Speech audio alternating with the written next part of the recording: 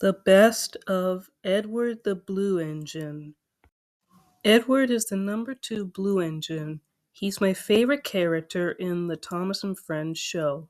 When the other engines or trucks misbehave, it's Edward that Sir Topham Hatt turns to in order to calm everyone down. Edwin is a baby steam engine, the brother of Edna and the son of Edward. He, Edna, and their cousins lived in the forest alone with nobody to take care of them. Edward's daughter, Edna, is Edwin's little sister. She loves to paint beautiful pictures of the Sodor Railway. She's also sometimes very shy and would hide away, but she also likes to be close to her two best friends, Emmy and Jane. Edward and Edwin have something in common. They know what it's like to feel the weakest, and everybody sees that due to their age. A long time ago, Edward lived in a shed with lots of other engines. They were all young and bigger than him. The driver won't choose you again, said Gordon. He wants strong engines like us. The larger engines like to tease the little old engine. Once, when Edward clanked, some cows broke through the fence and broke his train. A big blue engine named Gordon liked to tease Edward and thought it was very funny, and so did a big green engine named Henry. They laughed at Edward. Thomas, Percy, and Toby didn't like it when the big engines teased Edward. They didn't care that he was old. They thought he was really useful in his own way. When Gordon got stuck on the hill with his goods train, Edward pushed the train up the hill behind him and made it to the top. He was so proud that he went down the other side without saying thank you. When Edwin was little, he couldn't hear very well because his ears were flopped down behind his head. So that's why he can't hear very well. But when Topper, an old friend of his, pulled on his ears, they stood up in the air and they looked like rabbit ears.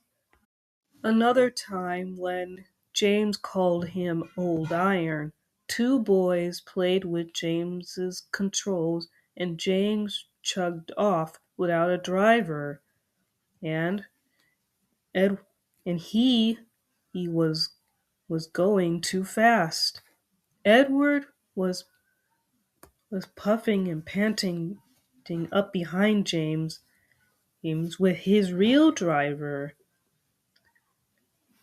He was his driver was stood on Edward's front holding a loose of rope in the center of a hunter's pole, slipping it over James's buffer. Gently braking, Edward's driver checked the engine speed, and James's driver scrambled across and took control. Gordon and James still tease Edward for being so slow. Once Edward had a race between Spencer, who was taking the Duke and Duchess to their summer house, and Gordon and James thought Edward might lose the race. But Thomas and Percy believed in Edward, and they thought he could beat that Spencer any day. And as Spencer snoozed, Edward puffed right past him and won the race. Edwin is the weakest child. He couldn't run fast as his sister or his cousins, and he thought that he would never grow up due to that he's so weak and everyone was going faster than he was, even his own little sister. Sometimes kids grow at their own speed and some of us never grow at all. Edwin may not be fast or strong, but he is kind, smart, and brave. Once in the forest, Edwin rescued a magical creature called a Jacquin named Miggs when he was caught in a hunter's net. Using a pair of scissors, he cut the ropes and set the mighty Jacquin free. When Edward adopted Edwin and Edna, he didn't care that his son was weak. He loved him very much, just as he loved his sister. Even though Edna was a little shy to him, he, he still loved her. Edward helped Edwin get faster and stronger. And like Edwin said before, he felt like that he would never grow up at all because he was weakest. But he was wrong. Edwin was now faster and stronger now, and he didn't feel like the weakest anymore.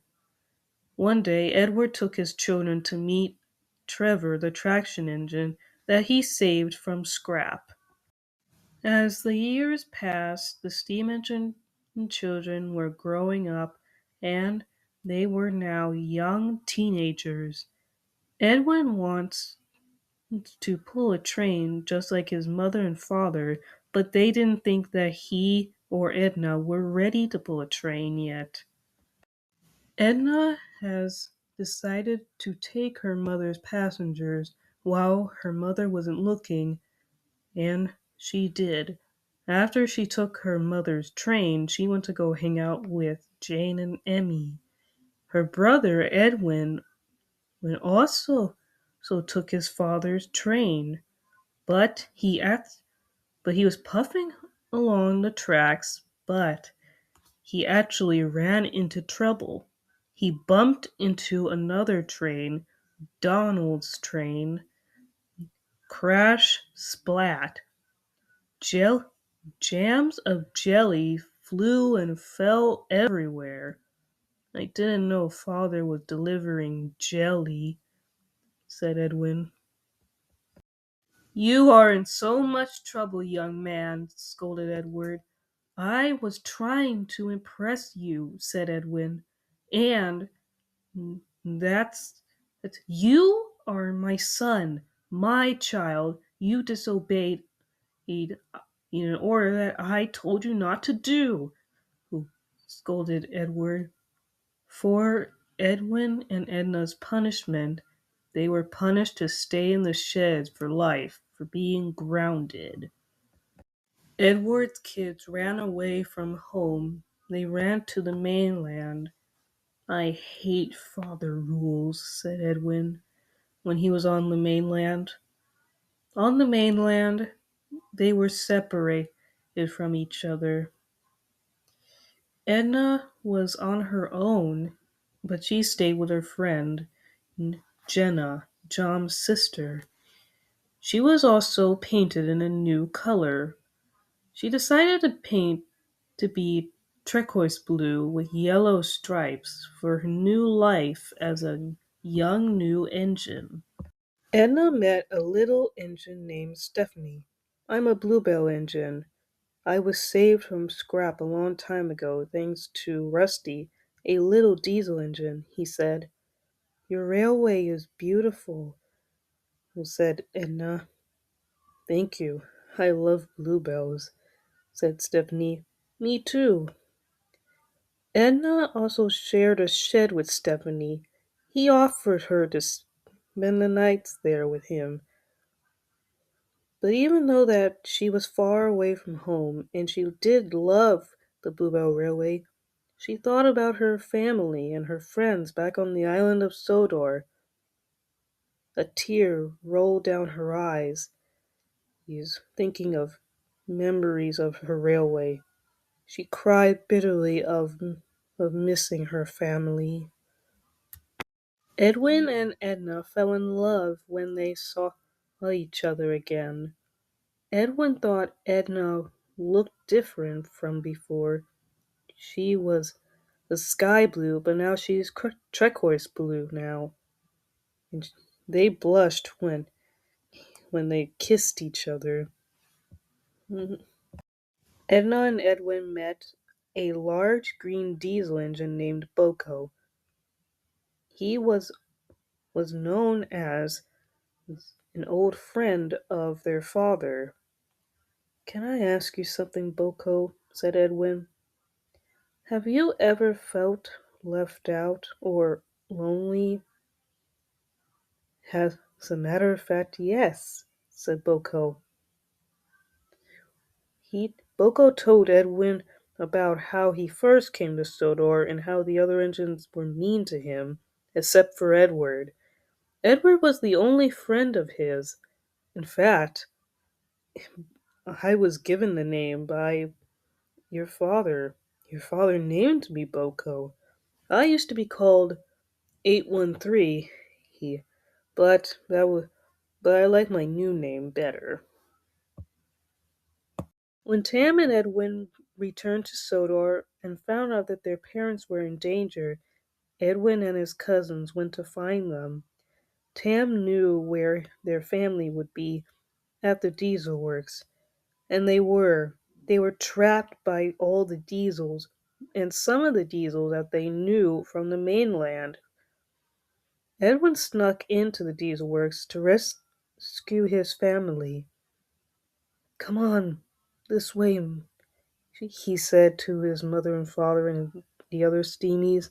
They snuck out of the diesel works and escaped.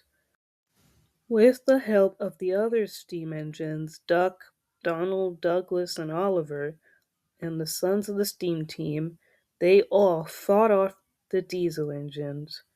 And it was a big battle, but all the steamies won the fight. When Edwin and Edna and their cousins went to Naffer, they were happy to see their family again. "I'm sorry for the way I acted," said Edward. "You're not kids any more," said Edwin's mother. Edward was proud of his son for saving him and his mother, and he was so proud that he earned his son a reward. He decided to give his branchline to him.